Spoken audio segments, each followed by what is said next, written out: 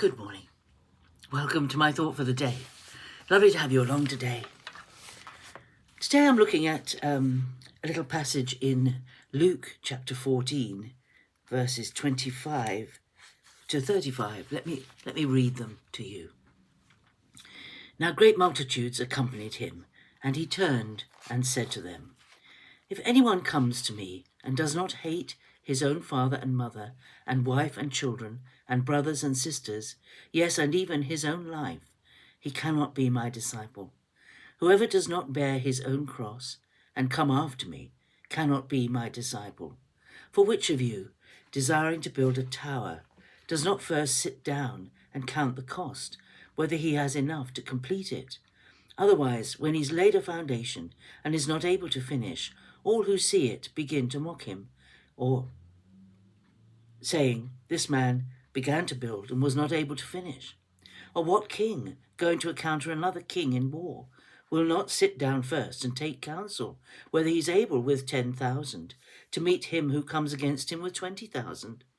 And if not, while the other is yet a great way off, he sends an embassy and asks terms of peace. So therefore, whoever of you does not renounce all that he has cannot be my disciple. Salt is good, but if salt has lost its taste, how shall its saltness be restored? It is fit neither for the land nor for the dunghill. Men throw it away. He who has ears to hear, let him hear." Jesus often said that, didn't he? He who has ears to hear, let him hear. And it comes up at the beginning of Revelation in the instructions or conversations or prophecies to the churches, the 7 churches. What is Jesus talking about in this passage? He's talking about commitment. And it's this is one of those passages which gives me pause for thought for all the great evangelistic campaigns that have ever been conducted. Because the thing about following Jesus is it is not a decision. It's a discipleship. It's a lifelong commitment. It's not just a momentary decision made on the spur of the moment. And very often, evangelistic crusades, there's a lot of very beautiful singing, very enthusiastic singing. There's a lot of emotion. There's the preaching and the spirit and the thinking and the emotion of the audience is churned up. And as a result, people are moved to go forward. Now, I'm not saying that those decisions are not genuine, but unfortunately, they might be like this person who was going to build a tower or this king who was going to go to war. If they start doing it, they start following Jesus, and then they find they can't. They can't do the thing that is asked of them. They just can't. They find they start, but they can't because they've not thought it through. And I think that's why sometimes it's necessary for people after they've been Christians for a while, when they realize the enormity of the commitment that they have made, they have to rededicate themselves. And I'm glad that God doesn't mind that. When Jesus gave his Great Commission to his followers at the end of Matthew's Gospel, he said, "Go into the world." Let me just turn it over. It's in Matthew 28. "Go therefore and make disciples of all nations, baptizing them, teaching them to observe all that I've commanded you." Make disciples, not decisions. So in a sense, I feel it's quite good if people don't make an instant decision, but take time thinking about it. Because the whole tenor of this passage is Jesus speaking to this great multitude that was following him and saying, look, you're caught up in the emotion of what's going on. You've seen miracles, you've heard my teaching and everything, but actually, if you're going to be a disciple of mine, it's going to cost you everything. Just like me saving you is costing me everything, you are going to have to be like me and take up your cross. You're going to have to be like me and give up everything. I have to be more important to you than anything else in this world. More important to you. And more important to you than your own father and your own mother and your own wife or husband and children, brothers and sisters. Yes, even your own life.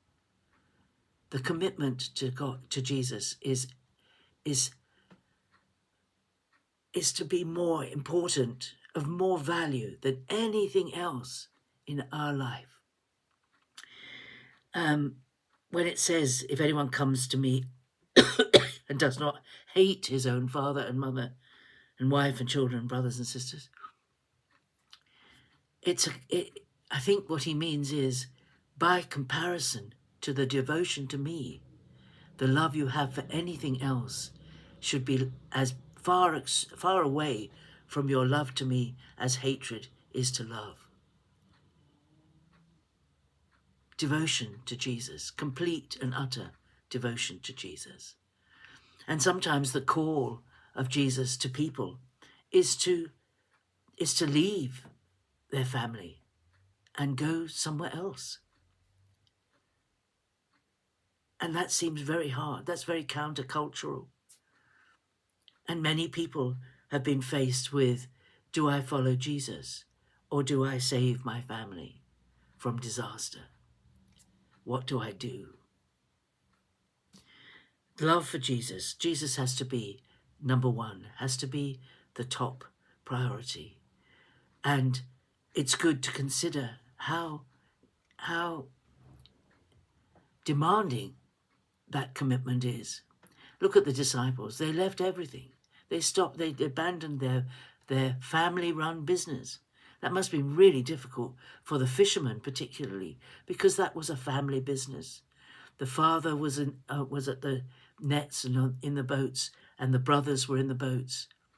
But those who were called by Jesus left what they did, and they didn't work in the family business. That must have been very hard, very countercultural. We have to be prepared for what Jesus might ask of us, what God might ask of us. How devoted are we to Jesus? Have we put other things above him? And there are other parts of the scriptures that tell us quite clearly that we should care for our loved ones, that we should honour our father and mother, that we should care for the widows and the orphans, that we should look after people. And so we should. And that we should work and support our families. And so we should. But this is, we have to take this seriously, this passage. And it ends with, and I'm sorry that in my Bible, there is a change of paragraph here. There's a paragraph heading the parable of the salt. But I think it's talking about the same thing. And that is that when we first come, salt, when it's fresh, might be very salty. But if it's old, it might not have as much salt. And I think that's saying to us, come on, if you've become less enthusiastic in your following of Jesus, if your saltiness has dissipated a bit and you're a bit tired and you're not, you wouldn't be worth much if you were used either to preserve something or to give it taste, then start again. Start again. Come to Jesus again and say, Lord, what you've done for me is more than I could ever imagine anyone would ever do for me. And I am going to follow you, whatever the cost. I am going to put you first in my life. First above family, first above job, first above commitment to anything else. First above my own life, if it ever came to that. You are first in my life. I rededicate myself to follow you. I put myself again as a living sacrifice on the altar of your love, and I will follow you whatever comes. Have a great day. See you tomorrow.